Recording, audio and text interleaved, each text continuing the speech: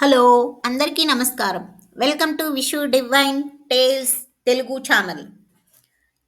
శివుని కృప, భక్తుని నమ్మకం అనే కథను తెలుసుకుందాం. పూర్వం ఒకానొక గ్రామంలో మల్లన్న అనే రైతు ఉండేవాడు. అతనికి శివుణ్ణి ఆరాధించటం అంటే చాలా ఇష్టం. వాళ్ళ గ్రామంలో వర్షాలు పడి చాలా రోజులవుతుంది. దానివల్ల వాళ్ళకి తినడానికి తిండి, తాగడానికి నీళ్లు లేక చాలా ఇబ్బందులు పడుతూ ఉంటారు. అతను అంత పేదరికంలోనూ శివుడికి ప్రసాదం సమర్పించడం మర్చిపోడు. ఓం ఒకరోజు నమః అతనికి ప్రసాదం శివాయ. సమర్పించడానికి ఇంట్లో చివరి ముద్దగా మిగిలిన అన్నము తప్పితే ఏమీ మిగలదు. అది కూడా తీసుకొని వెళ్లి శివునికి ప్రసాదంగా సమర్పిస్తాడు. అప్పుడు శివుడు ఒక సాధువు రూపంలో అతని వద్దకు వస్తాడు. "ఏమిటి నాయనా మీ సమస్య?" అని అడుగుతాడు. అప్పుడు మల్లన్న వాళ్ళ ఊరి సమస్య గురించి చెప్తాడు.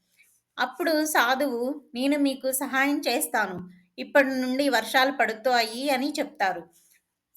అప్పుడు అకస్మాత్తుగా వర్షాలు మొదలవుతాయి.